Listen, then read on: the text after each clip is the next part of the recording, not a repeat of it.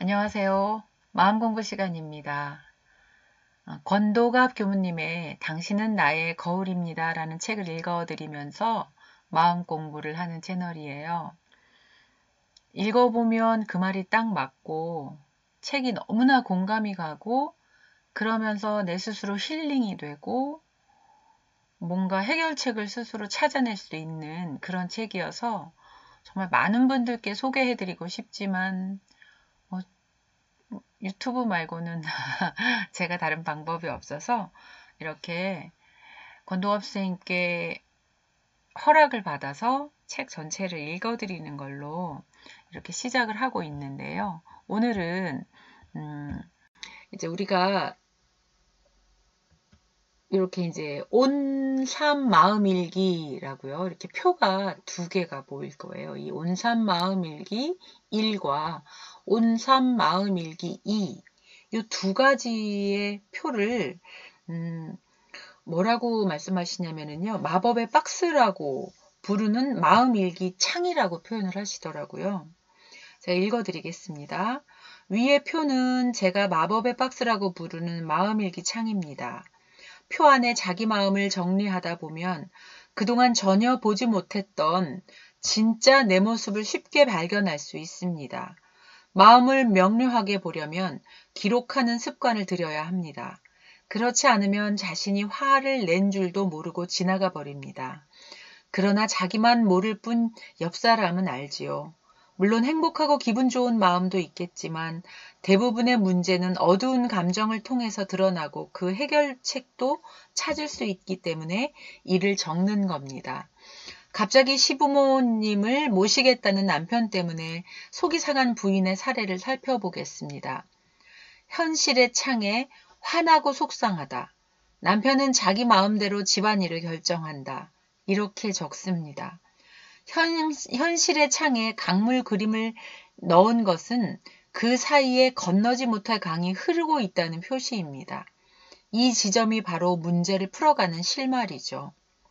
만약에 남편이 의논 없이 결정한 것 때문에 화가 났다면 해결 방법이 여러 가지 있겠지요. 대부분의 사람들이 일반적으로 문제를 푸는 방식을 살펴볼까요? 첫 번째가 참는 거예요. 우리 모두 그동안 많이 참아왔죠? 저희 어머니도 내가 참고 살지 않았다면 집안이 어떻게 되었을지 모른다고 자주 말씀하셨습니다. 그런데 참는다고 문제가 해결됩니까? 아닙니다. 문제는 계속 쌓이죠. 그러다가 걷잡을 수 없이 커져서 어느 날 무너집니다. 참는 것으로는 문제를 해결하지 못합니다. 왜냐하면 문제의 원인이 상대 남편에게 있다는 뜻이기 때문이죠.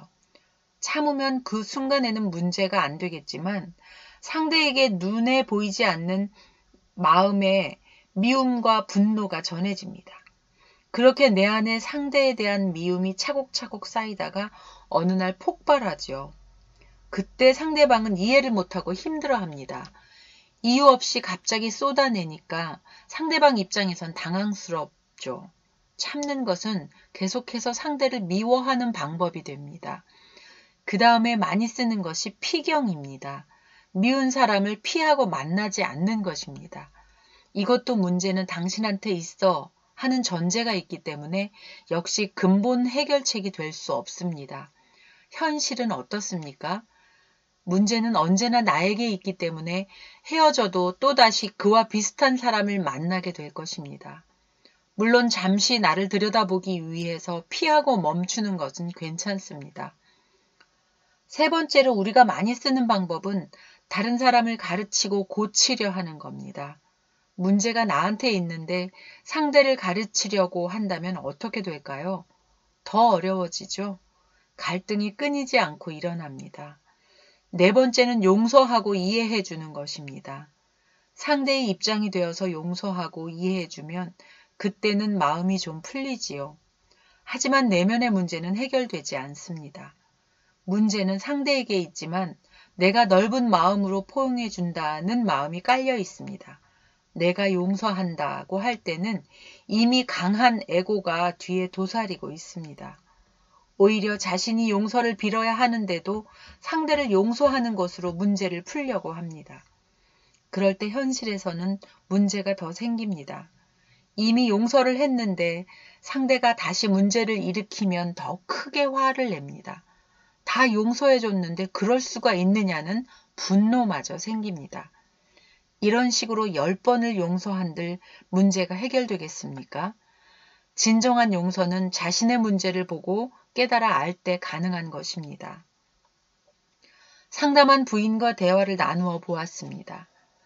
남편이 집안일을 의논 없이 결정한 것이 너무 미워서 헤어져야겠다는 생각을 하고 있었습니다. 그래서 제가 남편한테 먼저 용서를 빌어야 한다고 했습니다.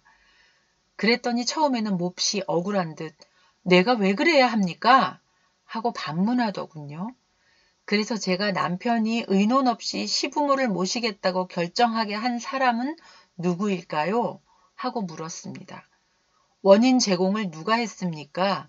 하고 재촉했더니 기운이 한풀 꺾였습니다. 부인 자신이 남편을 무시하고 집안일을 의논하지 않고 결정한 적이 많다는 것을 발견했기 때문입니다.